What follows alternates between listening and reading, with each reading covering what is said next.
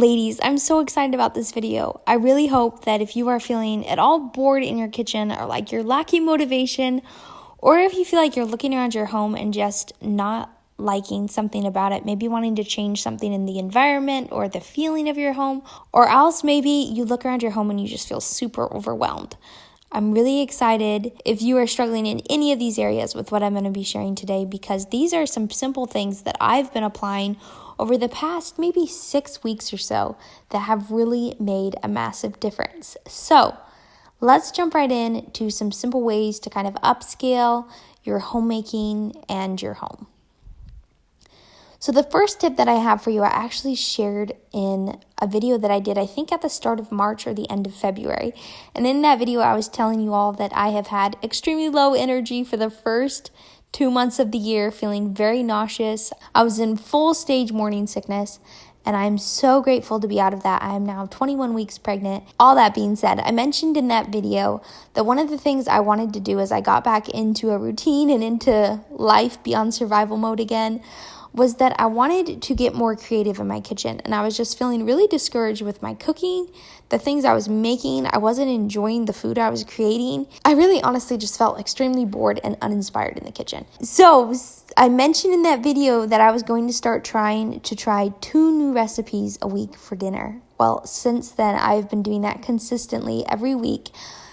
Every Saturday, usually before I go shopping, I will make a grocery list and I will plan out a couple new recipes to try to be sure I have all the ingredients. It's so simple. I usually try to find 2 recipes that have similar ingredients so I don't have to buy twice as much as what I need. And so it has been one of the funnest things that I've ever done in the kitchen. It has made me feel so much more creative, so much more inspired, and I'm honestly really excited at the things I've been learning to make. I've gotten a couple amazing homemade salad dressing recipes. I'll share this video that I have these clips from down below. It's a couple of my favorite recipes that I've discovered over the past month or so that I've just fallen in love with. And so I have been loving to do this, and I'm definitely planning to continue to do this into the future until I feel like I have a really sufficient amount of recipes that I genuinely love. So I'm also really excited. Not only have I learned to make some salad dressings that are just so much better than store-bought and really upgrade the taste of your meals, I've also learned how to make hollandaise sauce, which I've wanted to learn to make for a long time. I have found a really good teriyaki sauce recipe that I love, as well as finding some main dishes that my husband and I both have enjoyed so much. And he's been very happy with this change in my cooking style as well. We all have been thoroughly enjoying it.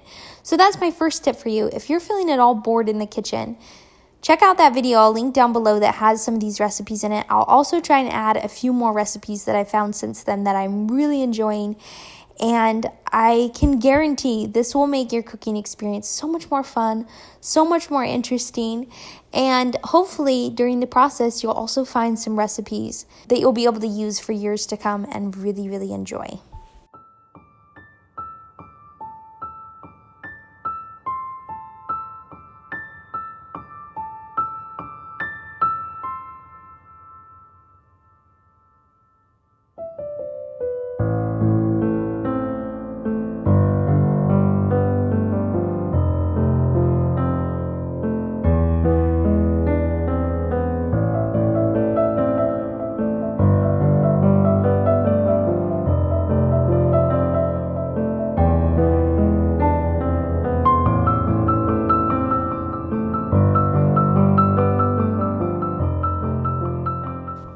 Okay, you guys, this next piece of advice might sound a little bit weird, but I watched a video on this. I believe it was called the Silent To-Do List, and I'll link it down below so you can check it out because she explained this idea very, very well. But basically in this video, my mind was completely blown. She described how every single item inside your home is constantly sending you a message, and I don't mean this in a super weird way.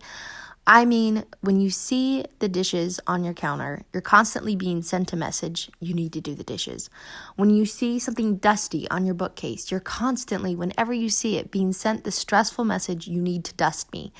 And so she really encouraged you to look around your home in an objective way and see what type of things are sending you negative messages all the time. This windowsill, for an example, it was super cluttered with stuff I needed to get rid of. It was sending me a bad message. Every time I looked at it, I would see, oh, I need to clean off that windowsill. Here I have a whole bunch of laundry. Every time I look at this laundry, I'm like, oh, I need to do that. But there's also really positive things. Whenever I see these vases of flowers, it's not that these vases of flowers don't require work, because they do. But whenever I see them, they make me so happy and they send a very positive message. And so I've been trying to kind of go around my home a little bit lately. I haven't done this on any massive scale, but as I have moments throughout my day, picking up things that stress me when I see them. And it's not a major stress. It's just in the back of your mind, an extra thing you have to do, your silent to-do list, right? And changing them out with things as much of it as possible that I love the message that they're sending me. And for a perfect example, these flowers are something that I absolutely love the message that they're sending me. And so I really encourage you, if you're feeling at all stressed, to look around your home, see the messages that are being sent to you, and then try to get rid of some of those things, maybe that just constantly collect dust, or that you look at and you're like, that's really not my style, and replace them, or don't replace them at all, with things that instead bring you joy. So that kind of carries on to my next tip, and this is so redundant because I say this in pretty much every one of my videos. But as soon as spring hits, I love to go out and just collect tons and tons of flowers and put them all throughout my home. This immediately, I feel like, makes my home so much more springy, so much more alive and fresh and beautiful. But it's also a free way to decorate. And so I am taking full advantage of these cherry trees right now and of the apple trees at our other house, decorating my home with them. And it kind of goes back to my last tip, which is just to have things in your home as much of it as possible that send you positive messages rather than negative ones. I also really, really love to decorate the front of our house with tons and tons of flowers. And this year, I think I got maybe 4 different containers of flowers just for Mother's Day.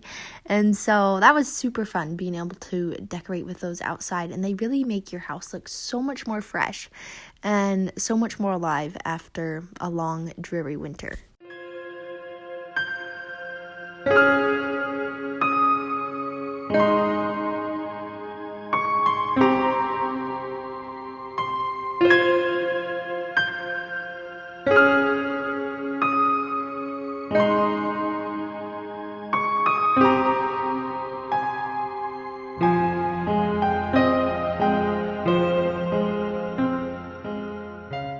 Let's face it though, sometimes buying flowers can be kind of expensive. And if you're trying to save money or cut down the budget a little bit, or you're just tight on money, then buying tons of pots of flowers can add up pretty quick. And so last summer, actually, we were fairly tight on money. And so I just went out and I would cut down a whole bunch of boughs from different trees outside in the woods, probably once or twice a week. And I would put them in vases and put them out on our porch, and it gives the exact same effect.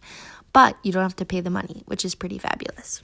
And also, these plants here that I'm trimming actually are just bulbs that I dug up from our other house that were blooming, and they were kind of in the wrong spot and would have gotten hit by cars and such growing in our driveway. So I just uprooted them and planted them in a pot, and it cost me no money, which was really nice. The next thing I wanted to share with you that's really affected our house in a really nice way is that I went out and bought a whole bunch of the Waxy Melters and got some of my favorite waxes, and I've been melting them, and our house has just felt so much more welcoming since then. It's so funny how smells can affect your experience at your home so much.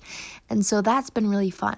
But also, if you don't like to use the regular waxies, because yes, they do have a lot of fake fragrances and they're not very healthy for you, then I've actually taken coconut oil in the past, added a couple of tablespoons to your Waxy Melter, and then added whatever type of spices that I really like the smell of. So usually I would do like cinnamon, nutmeg, cloves, ginger, any or all of those, kind of stir it up in the oil, turn it on, and you have an immediate smell that is fabulous in your home, but you're not putting any of those fake fragrances into the air, which is really nice. The only thing I hesitate with this idea is that I don't know if it ups your fire hazard at all. I never had any problems when I've done it. I've seen it talked about on Pinterest a lot, so I assume it's perfectly safe. But I do want to warn you, maybe don't leave them on if you're leaving the house or something. I turned mine off anyway. But it is a great way to make your house smell really good while still being very healthy.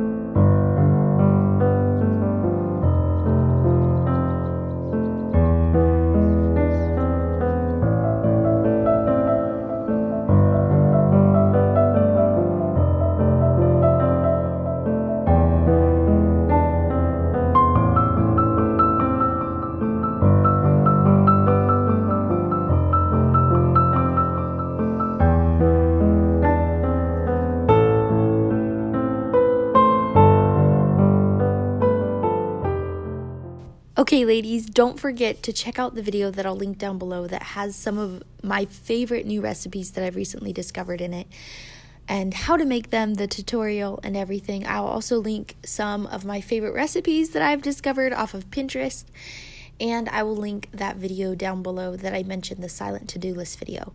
So thank you so much for watching, and please comment down below if you've been doing anything this spring that has really made a big difference in your home or in the environment or just feeling less overwhelmed. So thank you for watching. Have a wonderful week, and I will hopefully see you next Saturday. Bye!